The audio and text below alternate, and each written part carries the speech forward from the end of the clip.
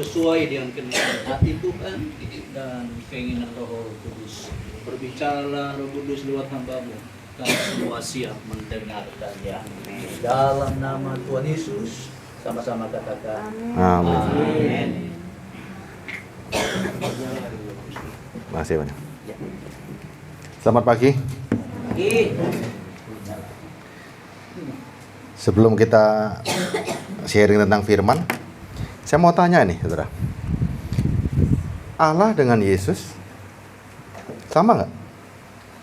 Saudara selama ini memandang, ada berapa sih sebetulnya? Allah, Tuhan Yesus, sesuatu yang berbeda atau jadi satu ini? Mana yang lebih hebat pangkatnya? Allah. Hah? Allah. Loh, katanya jadi satu, sekarang saya tanya, yang lebih hebat Allah. Coba, pemahaman kita hari ini, kan kita diputar-putar nggak karu-karuan. Ya, ada Allah, ada Bapa, ada Anak. Siapa yang terhebat? Sama-sama hebat. Oke, sama-sama hebat. Sama nggak mereka ini semua? Sama. Terpisah nggak? Ya. Hah? Satu. Jadi satu ya? Jadi ketika Yesus berdoa kepada Allah, aneh nggak? Yesus berdoa pada Allah. Saudara sering kali kan dengarkan, oh Yesus berdoa sama Allah. Berarti Yesus hanya seorang anak. Betul kan? Banyak orang berusaha memisah-misahkan ini. Nih, saya kasih ayatnya ya. Tuhan ada berapa? Satu ya? Nggak pernah Tuhan ada dua. Yuk kita baca ya. Ulangan 6 ayat 4. Supaya saudara mantep dulu, jadi nggak bingung lagi nanti ya. Ulangan 6 ayat 4. Jadi buka. Dengarlah hai orang Israel. Tuhan itu Allah kita. Tuhan itu Esa. Tidak ada 2 Tuhan, 3 Tuhan, 4 Tuhan, 5 Tuhan, nggak ada. Cuma satu. Ya. Markus 12 ayat 29.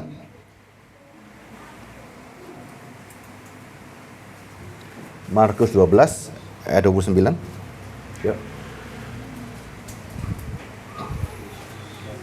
Jawab Yesus, hukum yang terutama,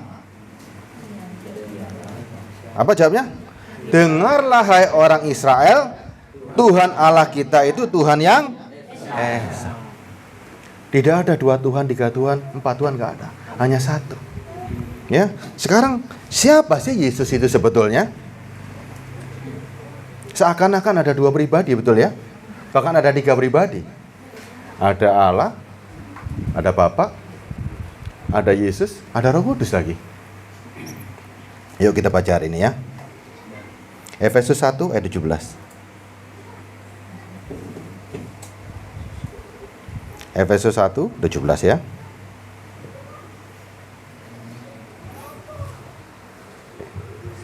Dan meminta kepada Allah Tuhan kita Yesus Kristus, yaitu Bapa yang mulia itu, supaya Ia memberikan kepadamu roh hikmat dan wahyu untuk mengenal Dia dengan benar. Dari ayat ini saudara bisa simpulkan nggak siapa Yesus? Coba. Dan meminta kepada Allah Tuhan kita Yesus Kristus, yaitu Bapa yang mulia. Yesus disebut siapa di sini? Hah? Coba. Dan meminta kepada Allah Tuhan kita Yesus Kristus, yaitu Bapa yang Yesus dengan Bapa setara nggak? Siapa Yesus hari ini? Nih ya, Allah itu adalah sosok penguasa. Allah itu yang disembah oleh semua orang secara spiritual. Alam semesta ini ada yang disebut penguasa. Tapi kalau kita tanya, ada nggak penguasa itu? Ada nggak? Ada nggak penguasa? Ada. Sosoknya ada nggak? Coba kita sebut misalnya ya, Amerika Serikat. Ada penguasanya nggak? Ada. Yang disebut penguasa ada. Siapa penguasa Amerika? Presiden. Siapa presidennya? Hah? Biden. Penguasa itu adalah sebuah yang tidak kelihatan. Penguasanya ada, yaitu alam semesta ini ada penguasanya, ada. Allah itu sendiri. Siapa yang dijadikan penguasa di bumi ini? Disebut Tuhan, yaitu Lord yang berkuasa. Siapa Tuhan ya? Kita tahu hari ini siapa Tuhan ya? Yesus Kristus. Yesus Kristus itu, dia itu Allah sendiri. Jangan bingung lagi bahwa ini sebuah perumpamaan. Ketika Yesus berada di sini, dia mengumpamakan bahwa dia anak dan ada Bapa. Siapakah anak hari itu? Siapakah yang Yesus umpamakan tentang anak? Siapa coba? Ketika Yesus mengumpamakan dirinya sebagai anak, siapakah yang dia umpamakan? Kita semua. Kita semua yang diumpamakan sebagai anak untuk berdoa kepada Bapa yang benar. Ya, saudara nggak usah bingung-bingung lagi. Yesus dengan Bapa kok berada. Inilah baca ini. Dan meminta kepada Allah Tuhan kita, siapa? Yesus Kristus. Siapa dia? Yaitu Bapa yang mulia. Sudah, jangan terombang-ambing lagi dengan pengajaran bahwa Yesus adalah anak. Yesus adalah begini, jangan terombang-ambing. Ini adalah penggambaran perumpamaan. Ya. 1 Yohanes 5:20.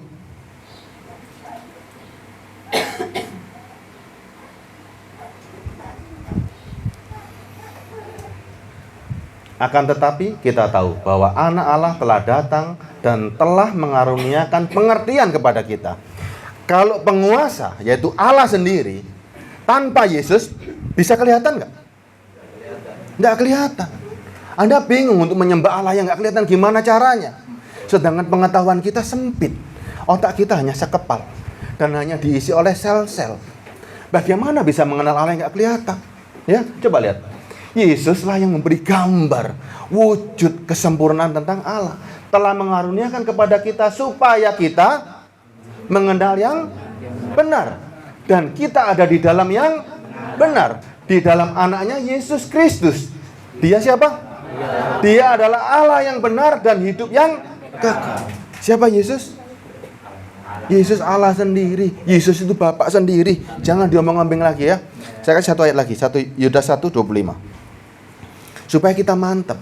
Ketika kita menjelaskan sama orang, kita tahu Yesus dengan Bapa itu hanya perumpamaan. Anak itu adalah kita, Bapa itu ya Yesus sendiri, yaitu Allah sendiri. Yudas 1:25. Ini jamnya coba. Yudas 1:25. Allah yang Esa, satu-satunya, nggak ada yang lain. Juru selamat kita oleh Yesus Kristus. Tuhan kita, bagi dia adalah kemuliaan, kebesaran, kekuatan, kuasa sebelum segala abad dan sekarang sampai selama-lamanya. Siapa Yesus? Juru selamat Tuhan kita. Sudah nggak ada yang lain. Saudara jangan terombang-ambing lagi. Ya, jangan lagi bingung. Yohanes 16:25, ayat terakhir di sini ya. Tentang siapa Yesus?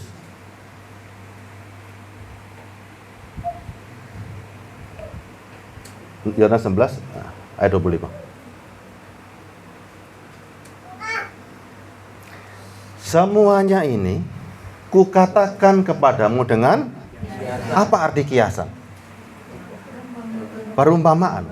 Akan tiba saatnya aku tidak berkata-kata kepadamu tidak dengan kiasan lagi, tetapi terus terang memberitakan Bapa kepadamu. Ayat 26-nya. 26. Ya, jadi jelas ya. Yesus berbicara tentang Bapa adalah kiasan. Pada hari ini kamu akan berdoa dalam namaku dan tidak aku katakan kepadamu bahwa aku meminta kepadamu kepada Bapa.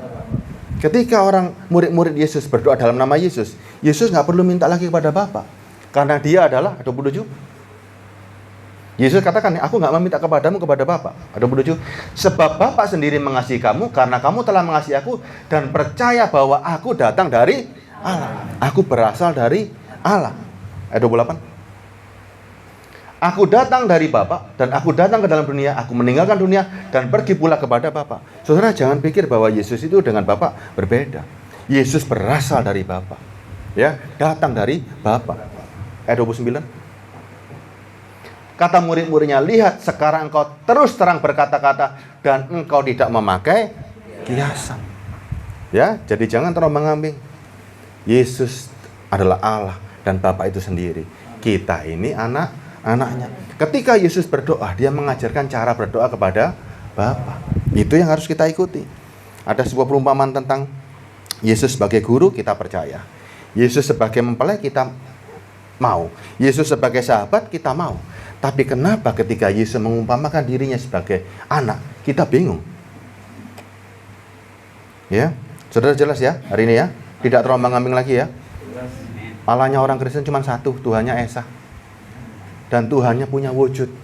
Kalau Allah tanpa wujud, tidak bisa disebut Allah. Indonesia punya penguasa, ya. Tapi kalau nggak ada presiden, bisa disebut punya penguasa? Nggak bisa. Ya, jadi jelas urut-urutannya. Sudah yakin ya? Yakin ya? Oke. Kalau sudah yakin sekarang, saudara cari Yesus untuk apa hari ini? Kalau saudara sudah yakin tentang Allah itu siapa, saudara cari Yesus hari ini untuk apa?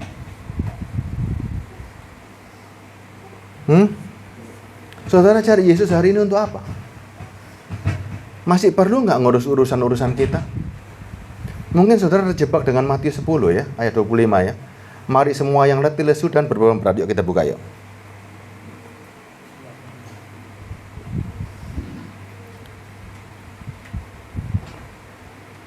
Matius 11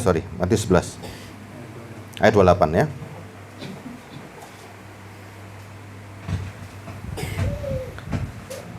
Marilah kepadaku semua yang letih lesu dan berbeban berat, aku akan memberi kelegaan kepadamu. Stop di sini dulu. Ayat ini saudara selama ini pahami apa ini? Coba, mari semua yang letih lesu dan berbeban berat,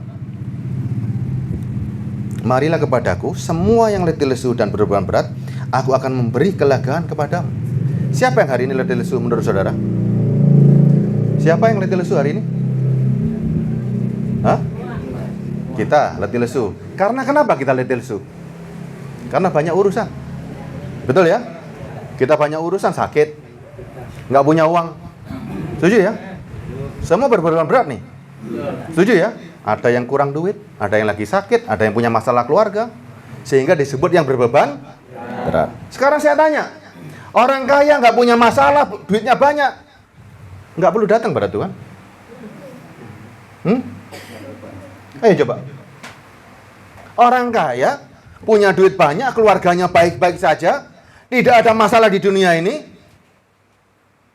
perlu datang pada Tuhan nggak? Loh, tapi ini dia bilang begini, marilah kepadaku semua yang letih lesu dan berbeban berat, aku akan memberi kelegaan kepadamu. Dia nggak butuh apa-apa di dunia ini. Ngapain datang sama Tuhan? Ayo. Selama ini gambaran tentang beban berat itu apa sih? Selama ini saudara datang ke gereja ini untuk apa? Cari Tuhan untuk apa? Ayo. Saudara cari Tuhan hari ini untuk apa? Perkenanan Tuhan. Perkenanan Tuhan. Cari apa lagi? Nggak cari berkat? Nggak cari kesembuhan? Nggak cari mujizat? Seandainya hari ini nggak ada mujizat, nggak ada kesembuhan, tidak ada apa-apa yang Yesus tawarkan, saudara mau datang nggak?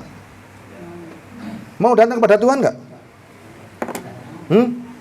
Tidak ada mujizat, tidak ada kesembuhan, tidak ada apa-apa, mau datang nggak pada Tuhan? Atau mau masuk kepada jebakan maut? Tahu nggak jebakan maut nih ya? Ini capture dulu ini ya. Nanti kita kembali di sini nih.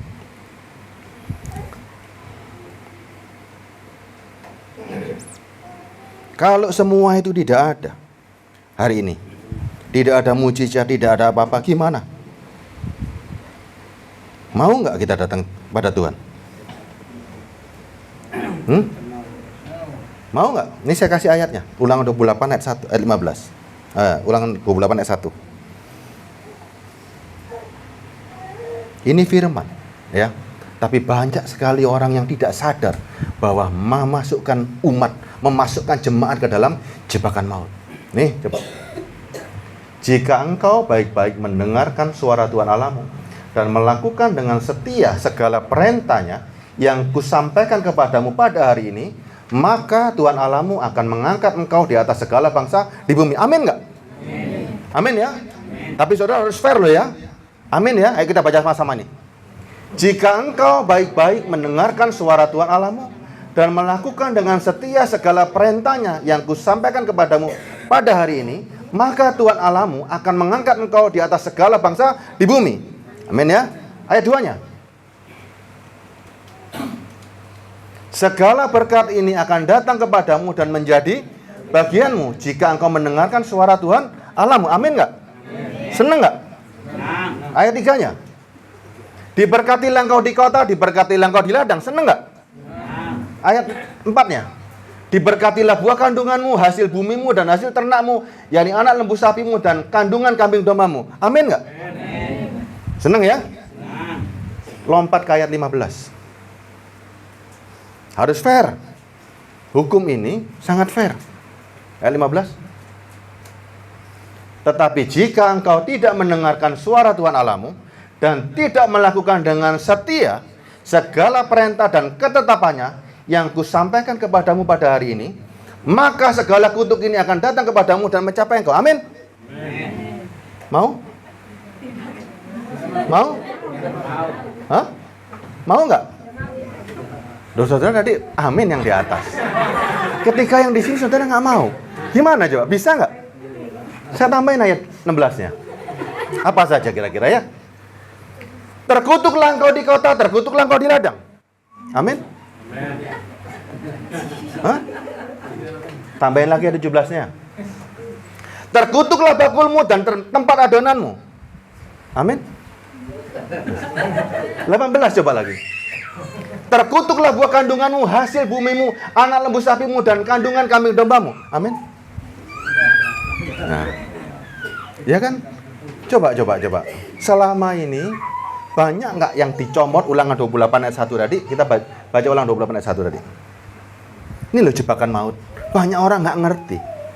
Tidak mengerti. Dia masukkan untuk sebuah pengajaran. Ya. Jika engkau baik-baik. Apa artinya jika engkau baik-baik? Benar-benar mendengar suara Tuhan Allahmu dan melakukan dengan setia. Kalau gagal gimana? Segala perintahnya yang kusampaikan kepadamu. Ada berapa perintah? 10 atau banyak ini? Makanya ini loh yang kadang-kadang buat kita agak ngerti.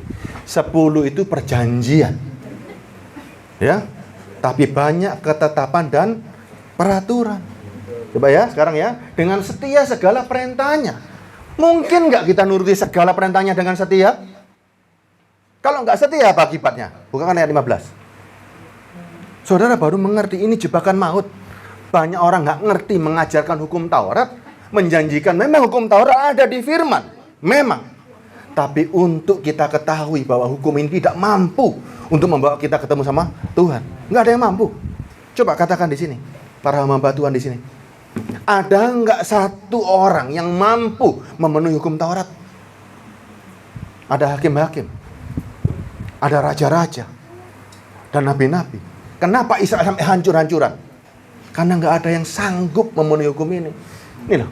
Tetapi jika engkau tidak mendengarkan suara Tuhan Allahmu dan tidak melakukan dengan setia segala perintah ditambah ketetapannya yang kusampaikan kepadamu pada hari ini, maka segala kutuk ini akan datang kepadamu dan mencapai engkau. Dari siapa kutuk kalau begitu? Kalau kutuk dari Tuhan, gimana cara membebaskannya? Selama ini saudara pikir kan, lepas dari kutuk. Kalau itu kutuk dari Tuhan, siapa yang bisa melepaskan? Coba ini, Tuhan yang memberikan ngirim kutuk, siapa yang sanggup? Tuhan kirim kutuk. Saudara tengking dalam nama Tuhan, Tuhan bilang, kamu terkutuk karena kamu percaya karena kamu tidak melakukan hukum ini. Mau nggak terjebak dalam jebakan maut seperti ini? Hanya karena berkat, saudara terjebak. Nih sekarang saya lihat nih, ketetapan ini ya. Ini ketetapan nih. Tertulis jelas kan? Ini jarang dikhotbahkan. Saudara diiming-imingi dengan janji yang tadi. Yang 15 gak dibacakan. Siapa yang mau? Hanya urusan berkat sampai kena kutuk. Ada yang mau? Ibu mau? Karena berkat karena Anda berkat, karena nggak melakukan dengan setia, tiba-tiba kena kutuk seperti ini? Mau nggak? Nggak ada yang mau. Nih coba nih, ya. Imamat 19 ayat 27. Ini ketetapan, ya. Imamat 19 ayat 27. Ada banyak ketetapan yang nggak sanggup kita lakukan. Janganlah kamu mencukur tepi rambut kepalamu berkeliling, dan janganlah engkau merusakkan tepi janggutmu. Semua nggak ada yang gondrong di sini? Nggak ada yang jenggotan semua? Coba. Pak Arno juga klimis, bagus. Ini coba nih. Ini firman nggak? Firman.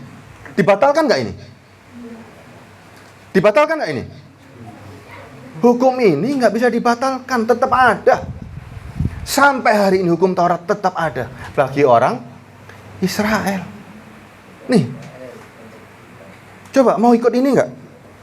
Kalau saudara nyukur rambut, nggak memelihara janggut, kena kutuk nggak? Kena kutuk nggak? Bilangan 28 ayat 9, coba. Gara-gara rambut, kena kutuk, ya.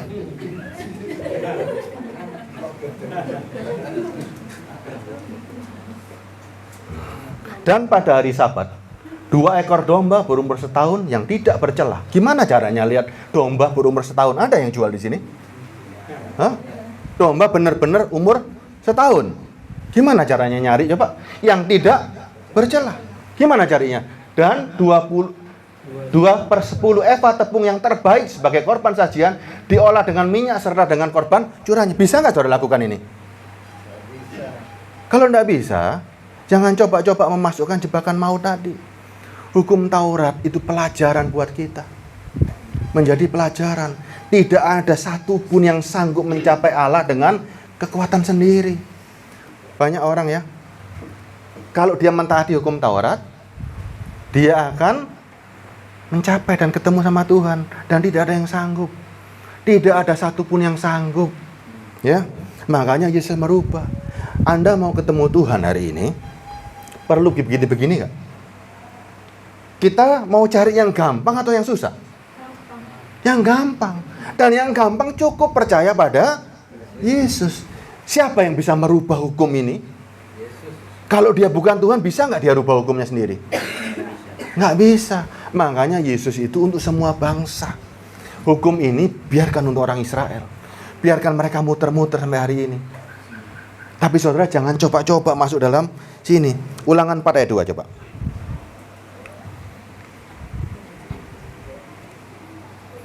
Ulangan 4 ayat 2. Ya. Janganlah kamu menambahi apa yang kuperintahkan kepadamu, dan jangan menguranginya. Dengan demikian kamu berpegang pada perintah Tuhan Allahmu yang kusampaikan kepadamu. Jangan nambahi, jangan ngurangi. Hukum itu ada 666. Gimana caranya kita hidup di hukum ini? Nggak mungkin kan? Nggak mungkin kan? Makanya hari ini kita harus tahu. Kita datang kepada Tuhan hari ini untuk apa? Kalau cuma cari berkat-berkat di perjanjian lama, nggak ada gunanya ini. Pengkhotbah catat semuanya ini sia-sia. Sia-sia. Ya. Saya kasih lagi ayat Keluaran 13 ayat 2. Keluaran 13 ayat 2.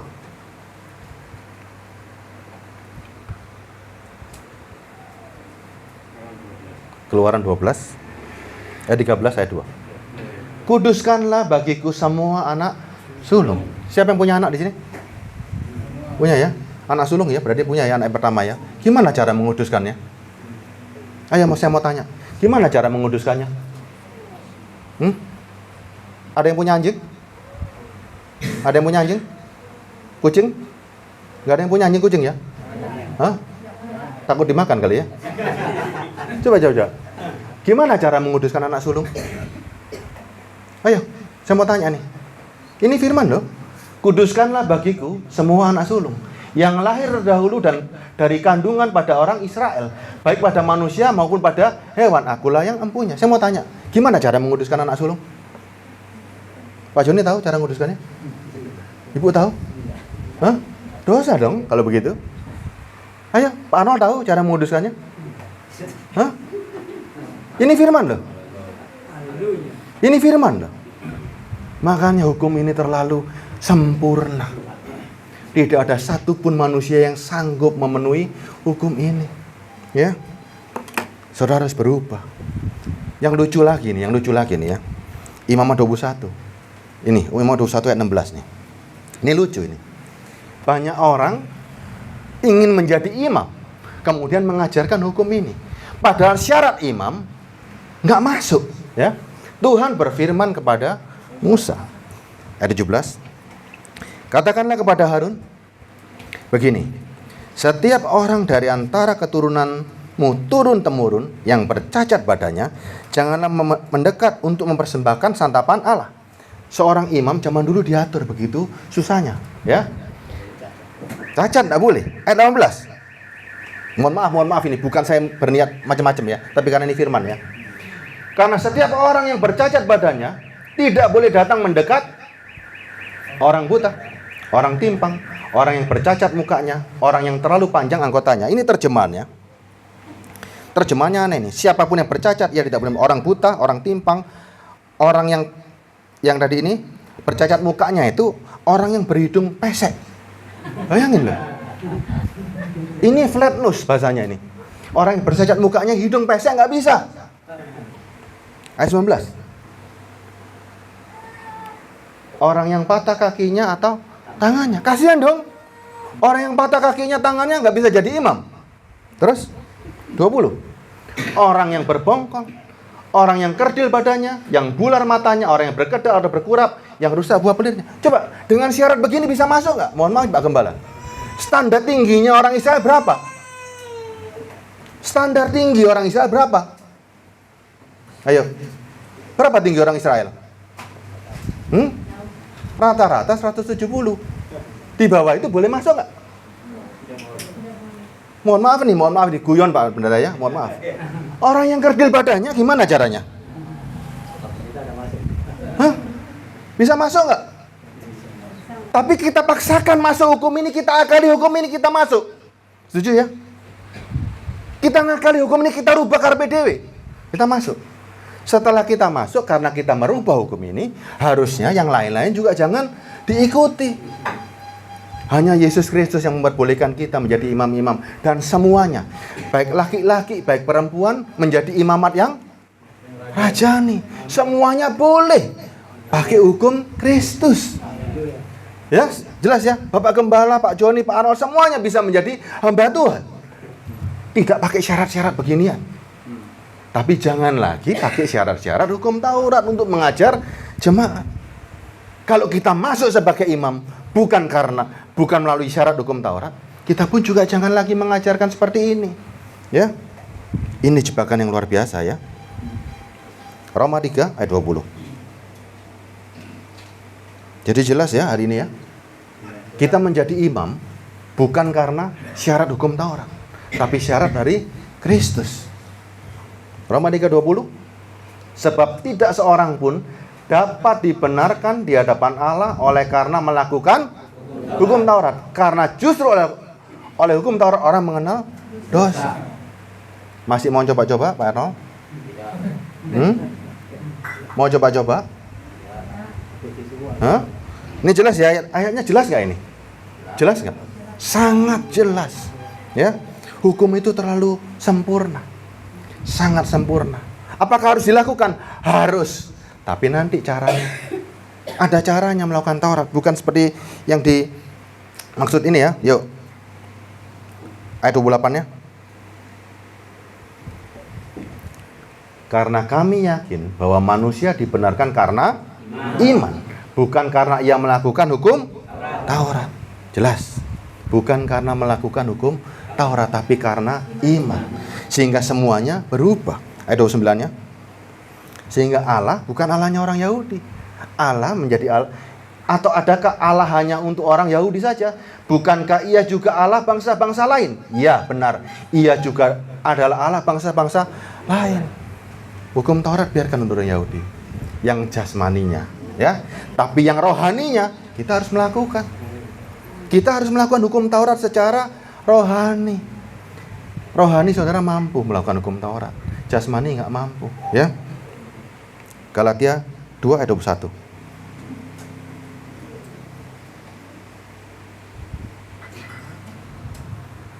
Aku tidak menolak kasih karunia Allah, sebab sekiranya ada kebenaran oleh hukum Taurat, maka sia-sialah kematian Kristus. Coba, aku tidak menolak kasih karunia Allah. Yesus menawarkan sebuah keselamatan, ya, menawarkan sebuah janji. Sebab sekiranya ada kebenaran dari hukum Taurat, maka sia-sialah kematian Kristus.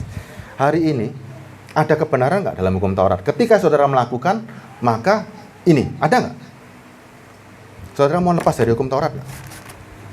Mau lepas atau mau ikut? Atau mau terikat? Hah? Mau lepas ya? Pak Ron mau lepas ya? Kita semua mau lepas ya? Salah satu contoh yang di sini. Sebab sekiranya ada kebenaran oleh hukum Taurat, maka sia-sialah kematian Kristus. Saudara mau diberkati kan? Syarat hukum Taurat apa untuk diberkati? Selama ini saudara mengerti, untuk diberkati secara materi, syarat hukum Taurat gimana? Ayo, Bapak mau diberkati kan? Mau ya? Syaratnya apa kalau zaman dulu? Gimana syaratnya? Ibu mau diberkati kan? Syaratnya apa zaman dulu? Ayo jujur aja. Jujur aja. Anda mau diberkati secara materi, zaman dulu, apa syaratnya? Melakukan hukum Taurat. Salah satunya apa coba? Untuk berkat, urusan berkat apa? Bayar dulu baru. Nah, bayar dulu baru diberkati. Masa Tuhan jadi Pak Oga? Hah? Ya kan? Bawa persembahan persepuluhanmu, maka pintu-pintu inilah. Sebab sekiranya ada kebenaran hukum Taurat, maka sia-sialah kematian Kristus. Anda bisa nggak diberkati tanpa bayar perpuluhan hari ini? Bisa nggak ibu diberkati tanpa bayar perpuluhan? Bisa nggak Parno? Bisa atau nggak bisa nih? Bisa nggak tanpa bayar perpuluhan saya diberkati? Bisa nggak? Bisa karena saudara kenal sama Kristus. Saudara bisa diberkati karena doa atau karena kerja? Ibu bisa dapat duit karena doa atau karena kerja? Jelas. Ingat ya, jangan masukkan yang jasmani ini menjadi seolah-olah rohani. Butuh duit, cari gembala. Butuh kesembuhan, cari gembala. Semua cari gembala. Ya kan? Setuju nggak?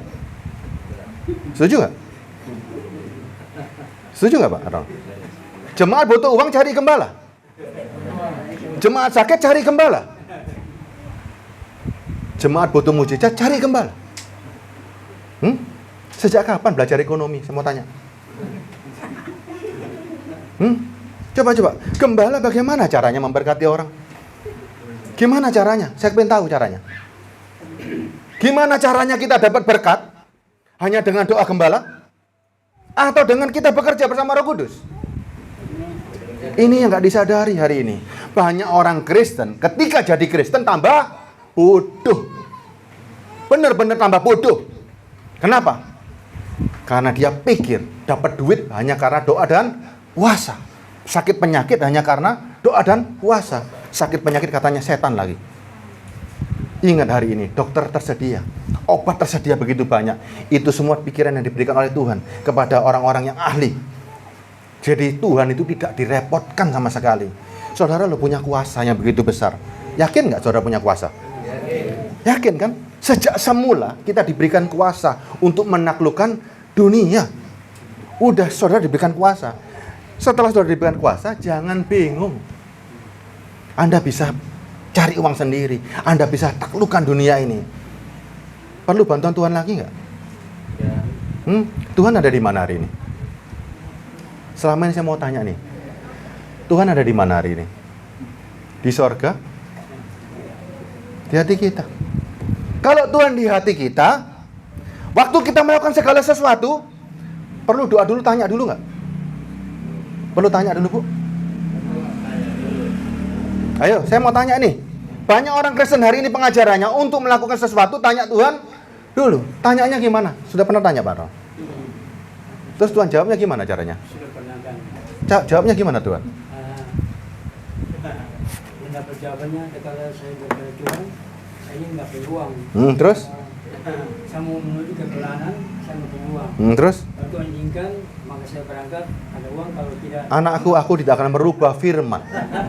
saya doa begitu cara. Anakku tidak akan merubah firman. Waktu Adam keluar dari taman Firdaus, apa firmannya? Dengan berpeluh engkau akan mencari.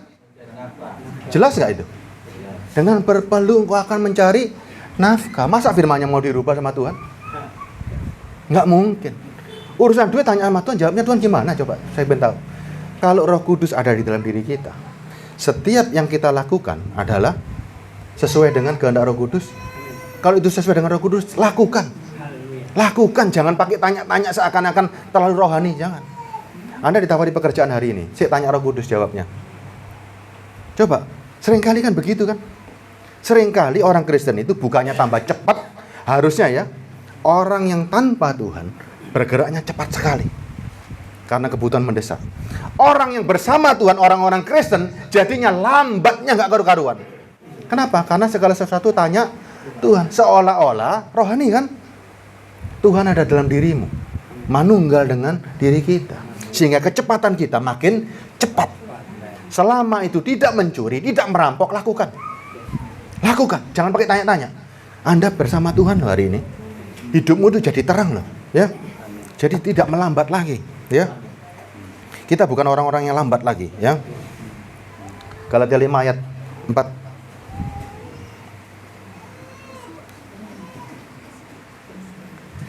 Kamu lepas dari Kristus jika mengharapkan kebenaran oleh hukum Taurat. Kamu hidup di luar kasih karunia. Mau hidup di dalam kasih karunia atau di dalam perhambaan? Itu pilihan saudara hari ini. Hah? Kasih karunia. Kan enak kan, dijadikan gampang. Ya, jangan coba-coba lagi. Ya. Sekarang kita lihat lagi hari ini. Ketika Yesus memberikan kasih karunia-Nya, Dia jamin nggak kebutuhan kita? Jamin. Ya, makanya Tuhan katakan, jangan khawatir. Saudara yakin nggak dengan kalimat itu? Yakin nggak? Yuk kita baca ya. Matius 6 ya. Ayat berapa Pak Joni?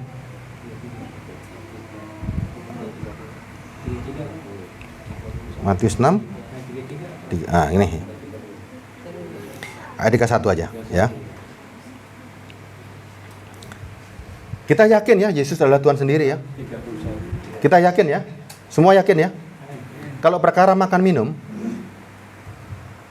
Matius 6, bukan masuk Matius 6. Saudara tadi sudah, yang pertama tadi, sudah yakin bahwa Yesus adalah Bapa itu sendiri dan Tuhan itu sendiri. Sebab itu, janganlah kamu khawatir. Kalau dikatakan jangan khawatir, boleh khawatir nggak? Gimana Bu? Dikatakan jangan khawatir, boleh khawatir nggak? Ayo.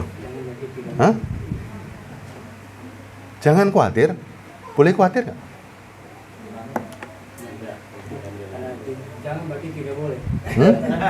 Kalimat jangan ini jelas nggak? Kita yakin nggak Tuhan itu siapa sih? Kalau kita yakin siapa Dia, ketika Dia katakan jangan khawatir, kita boleh khawatir nggak? Nah, nggak boleh manusiawi. Kita sudah berubah hari ini. Memang itu manusiawi, tapi harus berubah. Harus berubah. Makanya dalam Kristus, ketika tidak ada mujizat, tidak ada janji-janji lain-lain, mau cari Yesus nggak? Kalau isinya Kristus itu penderitaan, mau nggak? Kalau Anda hari ini mengikut Kristus isinya penderitaan, mau nggak? Ini dikatakan jangan khawatir. Berarti jangan khawatir. Ini Tuhan yang janji kok. Ya. Sekarang kalau dikatakan ikut Yesus itu menderita, saudara mau nggak?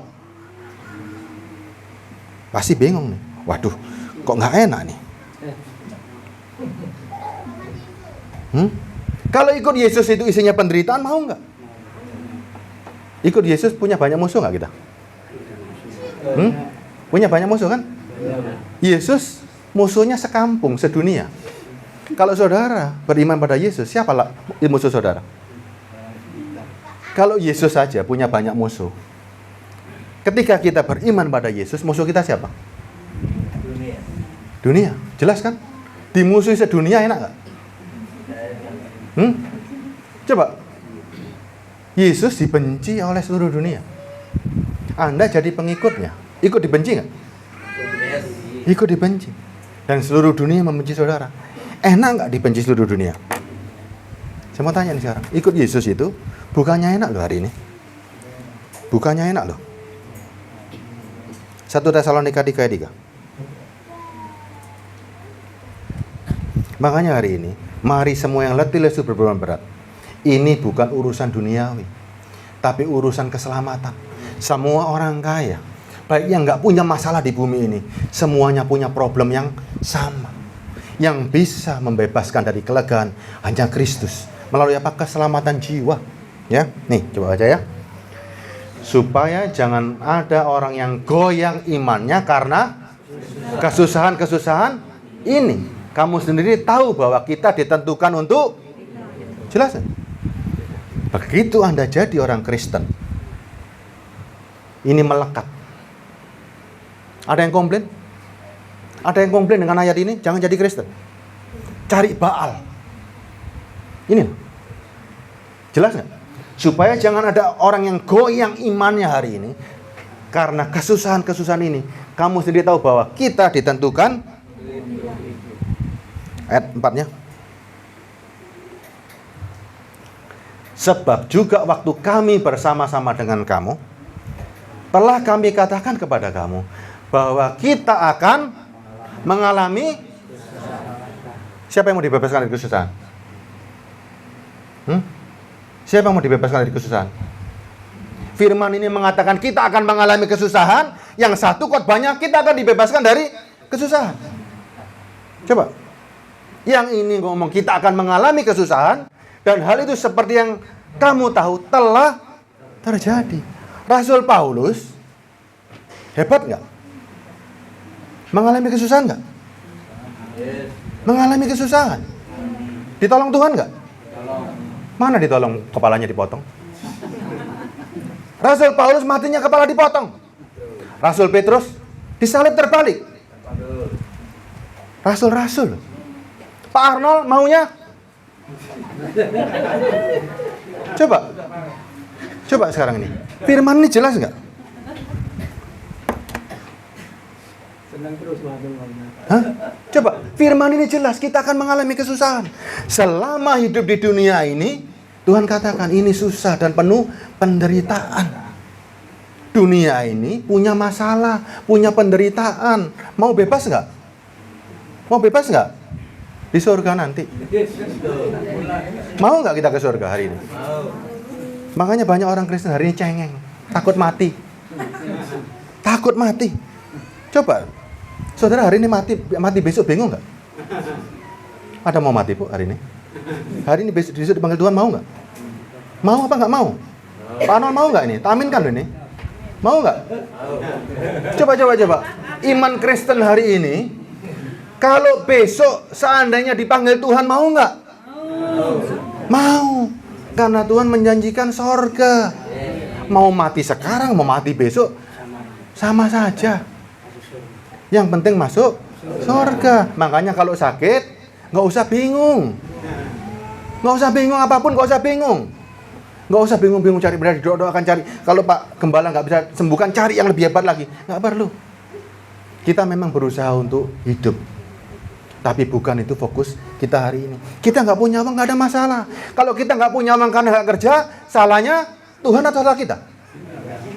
Kalau kita sampai nggak punya duit, susah karena nggak kerja, salahnya Tuhan atau salah kita? Salah kita. Jangan coba-coba bawa masalah kita kepada Tuhan. Tuhan ketawa. Ini apa-apaan? Ini siapa yang ngajarin begini? Nggak mau kerja minta dapat duit. Gimana caranya coba? Anda mau merubah firman? Nggak mungkin, ya. Jadi jelas. Jangan lagi kita nih bingung lagi. Filipi 3:17. Kenapa Tuhan nggak bingung dengan urusan duniawi? Karena Tuhan tahu dunia ini punya segala masalah dan tetek bengeknya. Kita ini warga negara kerajaan sorga. Makanya kita jadi anak-anak Allah. Ingat ya, ketika saudara jadi anak Allah, apa sih yang saudara inginkan? Hubungan tentang anak dan bapak, apa yang saudara cari? Filipi 3:17 ya. Ayat 20. Karena kewarganegaraan kita adalah di dalam sorga, dan dari situ juga kita menantikan Tuhan Yesus Kristus sebagai juru selamat. Nggak usah mikir yang lain-lain. Sudahlah, urusan-urusan dunia ini pasti ada masalah. Saudara kagum nggak dengan Raja Daud? Kagum kan? Saudara pernah lihat masalahnya Raja Daud? Pernah lihat masalahnya? Raja Daud, anaknya memberontak, anaknya pernah mau menyerang, mertuanya pernah mau membunuh, ya, anaknya memperkosa gundik-gundiknya, mau seperti itu? Mau? Anak-anaknya saling bunuh, mau? Hah? Kita kagum dengan Raja Daud karena kagum dengan berkatnya. Tapi kita lupa dia punya banyak masalah. Setiap rasul, setiap nabi yang tercatat di sini isinya masalah tok. Tapi mereka tidak minta dibebaskan. Mereka atasi masalah demi masalah. Kita pun juga sama. Yang namanya masalah, kita atasi satu persatu. Nggak usah bingung. Ya, penderitaan pun semuanya enak. Dan itu adalah karunia yang terhebat. Filipi 1 ayat 29. Ya, karunia itu kalau yang minta, biasanya orang minta karunia apa yang diminta? Coba. Pak Arno minta karunia apa ini kira-kira? Kesembuhan, bisa melakukan mujizat. Betul ya? Ketika kita baca firman, Yesus mengutus murid-muridnya, diberikan kuasa untuk melepas setan-setan dan menyembuhkan orang sakit. Saudara ketika baca, ingin seperti apa coba? Waktu Yesus mengutus murid-muridnya, diperlengkapi dengan kuasa, saudara baca. Saudara ingin biasanya seperti apa coba? Bukannya ingin diyakinkan bahwa Yesus itu adalah Tuhan, tapi saudara ingin memiliki kuasa tersebut. Itu namanya mata setan. Ya, mata setan itu ingin menyamai apa yang dia baca, apa yang dia inginkan. Setan ingin menyamai Tuhan dari sejak dulu. Ya. Jangan ingin kuasa-kuasa begitu. Ayat 29 ini coba. Sebab kepada kamu dikaruniakan bukan saja untuk percaya kepada Kristus, melainkan juga untuk minta ini. Minta ini, Bu. Duh, sekarang khotbahnya kok berat banget ini ya. Kok rasanya ikut Kristen gak enak begini? Hah? Gimana kalau hari ini seperti ini? Bagaimana hari ini kalau ikut Kristus? Ini loh, melainkan juga untuk menderita untuk iya. Gimana coba? Mau? Atau gak mau? Bingung hari ini. Waduh, kalau begini ikut Baala aja. Ya kan? Kalau begini ikut Baalanya. Tapi Tuhan melatih. Dunia ini sementara. Saudara dilatih untuk mencari kerajaan sorga. Itu yang saudara cari. Makanya Pengkhotbah 7 mengajarkan jangan terlalu apa coba? Jangan terlalu kudus, kamu akan mati karena kekudusanmu. Jangan terlalu fasik, nanti kamu juga mati. Banyak orang ingin kudus, nggak mau kerja, bisa mati dia karena kekudusannya. Semua itu ada keseimbangan, ya. Dunia ini punya tatanan. Saudara nggak usah takut. Menderita untuk Kristus kebanggaan nggak? Bangga nggak? Bangga nggak? Menderita untuk Kristus itu banyak. Saudara menolak untuk berbuat dosa itu menderita untuk Kristus. Saudara bekerja membanting tulang itu memenuhi firman. Saudara bertanggung jawab dalam keluarga itu memenuhi firman. Semua itu kelihatannya nggak enak, tapi ternyata itu adalah untuk firman. Coba sekarang menolak dosa itu menderita nggak, Bu? Ada sebuah dosa, kita harus tolak. Menderita nggak buat jasmani kita? Semua pasti urusan sama jasmani. Ketika kita menolak, paling urusan cuma jasmani saja. Setelah itu, jiwa kita mendapatkan upah di sorga. Penderitaan kita yang kita alami bukan kemiskinan, bukan kekayaan lagi, bukan tetek bengek itu. Tapi ingat, penderitaan yang paling hebat adalah mengalahkan kedagingan. Itu yang kita kerjakan tiap hari. Dan ingat loh, kedagingan ini luar biasa jahatnya. Setan itu Bukan seperti sekarang didoakan setannya lari. Bukan seperti begitu. Setan itu sudah mendarah daging. Kesombongan, iri hati, dengki, ya, ingin pamer. Itu semua masuk dalam daging. Gimana cara ngusirnya? Bisa nggak ngusir setan seperti itu? Kalau setan yang cuma begitu-begitu itu sama-sama kerasukan. Yang pendetanya kerasukan, jemaatnya juga ikut kerasukan. Nggak ada seperti begitu. Ya, jangan gini loh. Baca firman, jangan pakai mata setan. Ketika murid-murid melakukan mujizat dengan kuasa, itu untuk menunjukkan pada orang Yahudi bahwa Yesus punya kuasa, untuk diyakinkan bahwa siapa? Yesus. Jangan kepingin kuasanya. Kita sekarang orang Kristen kan? Sudah yakin semua kan sama Tuhan Yesus Kristus kan? Yesus cuma janjikan satu. Dia janjikan satu. Dia janjikan cuma isinya keselamatan. Nggak ada yang lain. Ya. Tidak ada yang lain. Coba baca nih.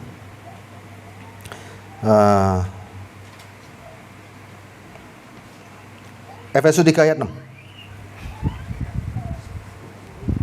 Kita ini jadi anak-anak Allah, mewarisi hak warga negara kerajaan Allah. Efesus 3 ayat 6, yaitu bahwa orang-orang bukan Yahudi. Siapa bukan Yahudi ini? Kita. Karena berita Injil turut menjadi ahli-ahli waris dan anggota-anggota tubuh dan peserta dalam janji yang diberikan dalam Kristus Yesus. Apa yang Yesus janjikan? Keselamatan. Yesus nggak janjikan aneh-aneh. Dia janjikan, aku akan menyediakan tempat di sorga. Aku akan datang. Yesus menjanjikan keselamatan. Nggak ada dia janjikan aneh-aneh. Nggak ada. 1 Petrus 1 ayat 9. Yuk. Masih ada ya waktunya ya? 5 menit lagi ya. 5 menit. Yuk. Karena kamu telah mencapai tujuan imanmu. Apa tujuan iman kita? Keselamatan jiwamu. Makanya Matius tadi, 11 tadi, mari semua yang letih lesu berbeban berat datang kepadaku, karena tidak ada yang memberikan keselamatan untuk jiwa. Jadi jelas, jangan anggap masalah itu, masalah-masalah kita bawa ke Tuhan. Saudara belum tahu siapa Tuhan itu, bagaimana semaraknya, bagaimana keagungannya. Berani tak kita ngomong sama, misalnya nih ya, ada yang bekerja di sini? Karyawan ada ya? Ada ya? Karyawan ya Pak ya? Bapak berani kepada direktur, Bapak bilang gini, Pak, saya punya masalah di rumah banyak ini, tolong berisi masalah saya. Berani?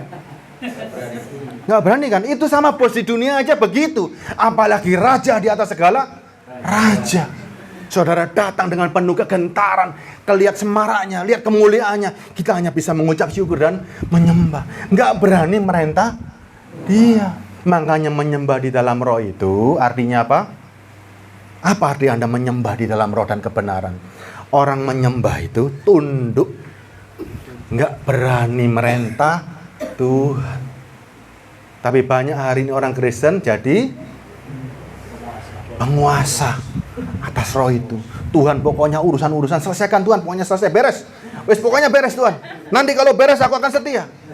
Itu Baal. Itu Baal. Anda harus tunduk pada Yesus. Ingat ya, Yesus itu raja di atas segala raja. Dia jahat atau baik?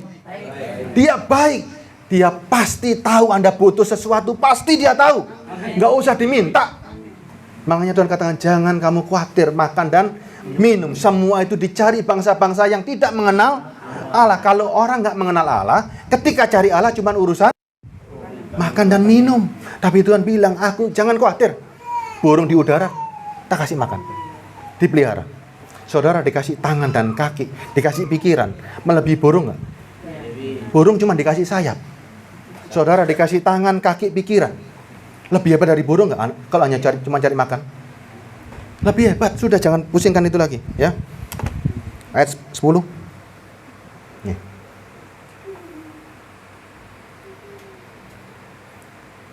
Keselamatan itulah yang diselidiki dan diteliti oleh bukan kekayaan, bukan berkat, bukan kesembuhan. Isinya apa? Keselamatan itu yang diteliti, diselidiki dan diteliti oleh nabi-nabi yang telah bernubuat tentang kasih karunia yang diuntukkan bagi kita. Saudara, jangan cari yang lain-lain. Nabi-nabi tidak pernah menyelidiki bagaimana diberkati, bagaimana yang dicari ini loh, keselamatan ini. Hingga fokus kita hari ini, kalau untuk urusan jasmani, ya kerja. Kalau untuk urusan rohani, cari Tuhan, cari keselamatan, semuanya imbang. Temukan keseimbangan rohani di dalam firman. Anda jadi orang Kristen harus jadi lebih cepat dalam bekerja, lebih bertanggung jawab dalam bekerja. Itu Kristen. Kenapa? Karena ada Roh Kudus. Karena ada kekuatan yang luar biasa. Ayat terakhir, Kolose 1 ayat 10 dan 11. Jangan jadi orang Kristen tambah lelet ya. Sehingga hidupmu layak di hadapannya serta berkenan kepadanya dalam segala hal, dan kamu memberi buah dalam segala pekerjaan yang baik dan bertumbuh dalam pengetahuan yang benar tentang ini loh, jelas ya, memberi buah dan di ayat 11-nya ya. Dan dikuatkan dengan segala kekuatan oleh kuasa kemuliaannya. Saudara diberi kekuatan nggak? Kekuatannya nggak main-main loh nih.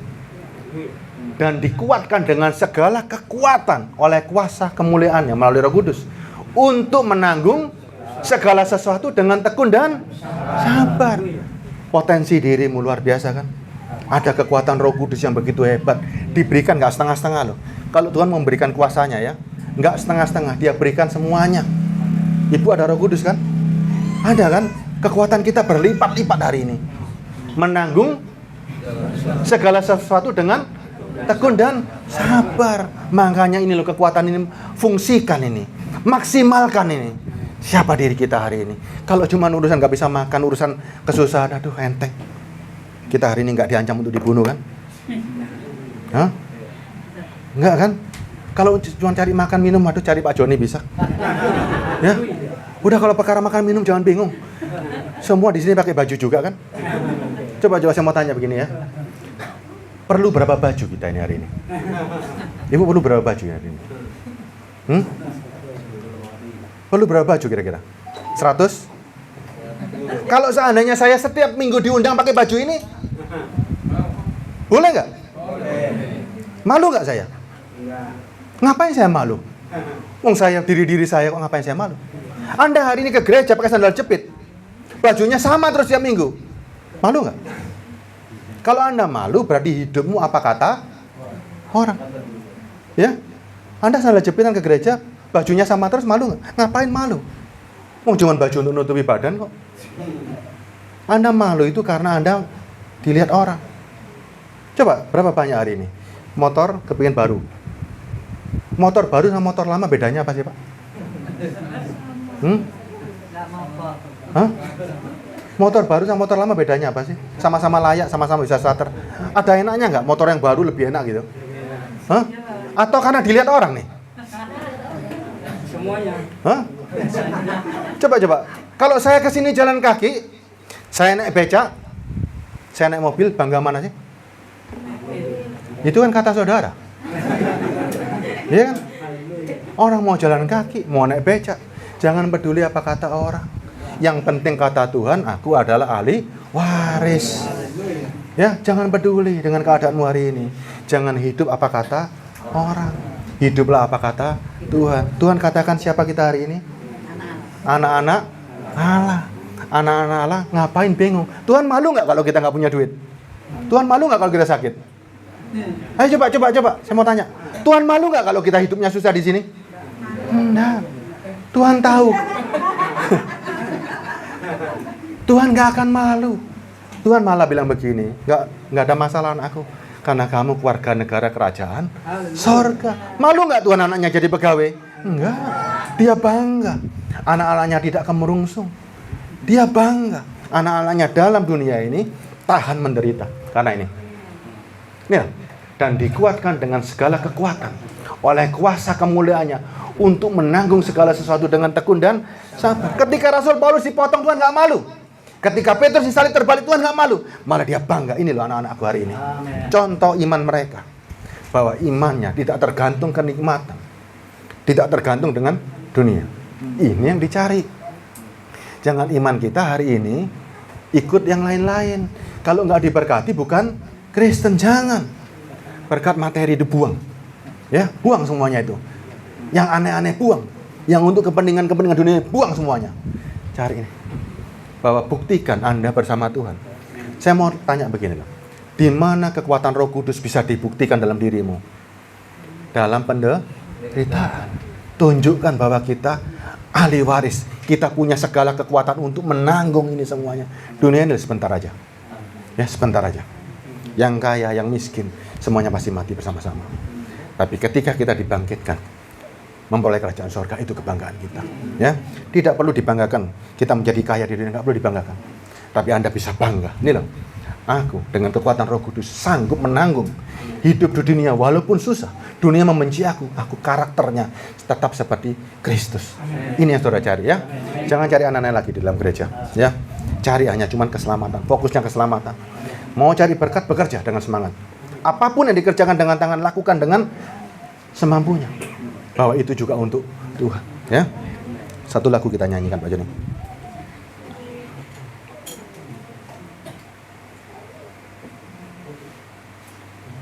Beri aku kesempatan.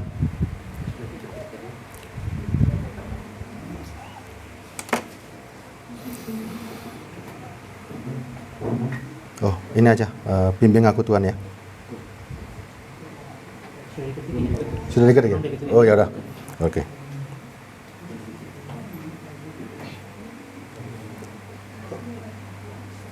Beri aku kesempatan ya.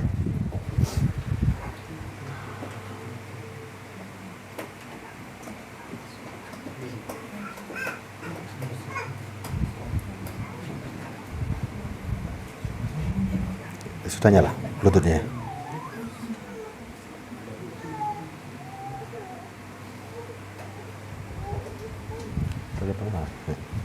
Oh bukan yang ini Bapak tuntun aku ini. Ini Pak. Satunya. Ini apa ya? Ya. Ini JBL apa ini ya? Ini JBL apa ini? Oh, ini. Ya.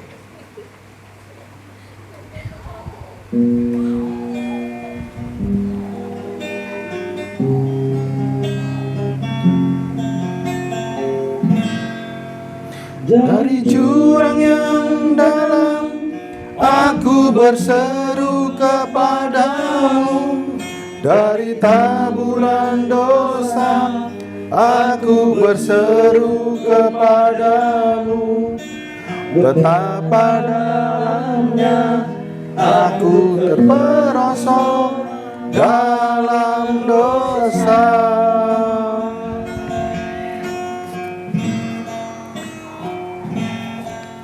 Gerbang maut hanya sejengkal jaraknya. Semua orang tak ada yang sanggup menolong diriku. Hanya dirimu, hanya dirimu, hanya dirimu.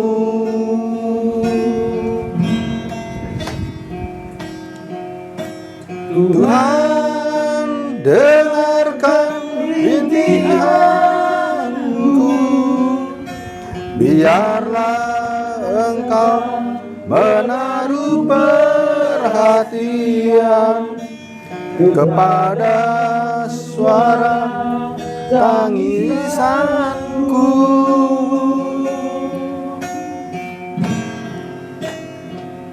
Kasihani aku ya Tuhan, ampuni aku ya Allahku. Jangan ingat dosa-dosaku, biarlah aku merasakan belas kasihan-Mu. Padamu ada pengampunan, padamu ada pengharapan, padamu ada pembebasan.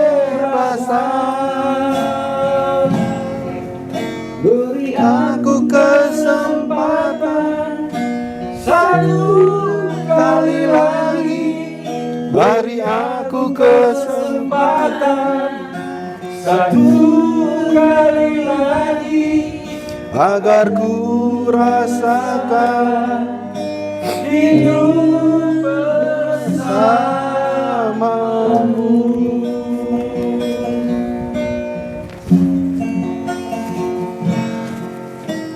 Gerbang maut hanya sejengkal jaraknya.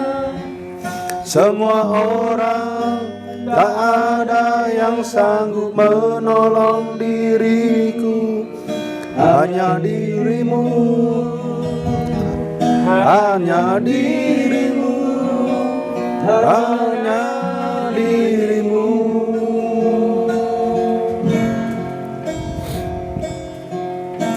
Tuhan, Dengarkan rintihanku, biarlah engkau. menaruh perhatian Mari saya undang berdiri, bangkit berdiri. kepada Suara tangisanku,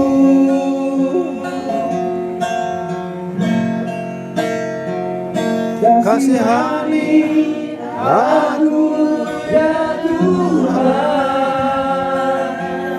ampuni aku ya Allahku.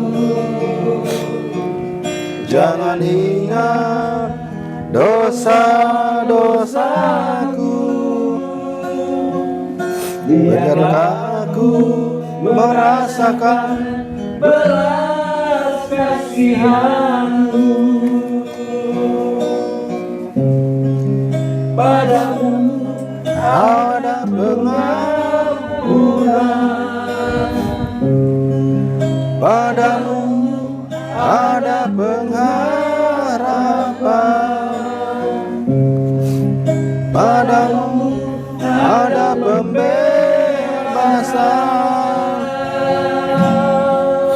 beri aku kesempatan satu Kali lagi beri aku kesempatan satu kali lagi agar ku rasakan hidup bersamamu, agar ku rasakan hidup bersamamu.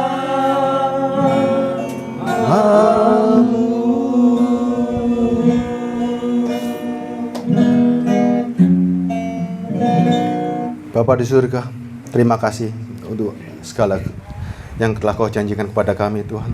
Kami orang-orang yang letih, lesu, dan berbeban berat, bukan untuk urusan duniawi, tapi urusan keselamatan, urusan tentang pengampunan dosa, urusan tentang kerajaan surga, urusan tentang kebangkitan. Amin. Kami hanya butuh, dan Engkau satu-satunya Tuhan yang sanggup. Kami tahu dan sadar ya Bapa, bahwa kekuatan-Mu ada di dalam diri kami. Izinkan kami hari ini melalui hari-hari, Ya. dan kami akan buktikan kepada dunia bahwa Engkau ada di dalam diri kami. Kami akan tunjukkan kekuatan yang sangat sempurna, bahwa dunia hanya sementara. Dunia akan takluk di bawah kaki kami, Tuhan. Penderitaan, kesulitan, kesesakan, semuanya tidak ada pengaruh terhadap iman kami kepadamu. Karena Engkau telah memberikan kelegaan yang abadi ya Tuhan, yaitu janji-Mu. Kami adalah ahli-ahli waris untuk kerajaan surga. Terima kasih Bapa atas segala sesuatu yang tidak bisa diberikan oleh siapapun di dunia ini.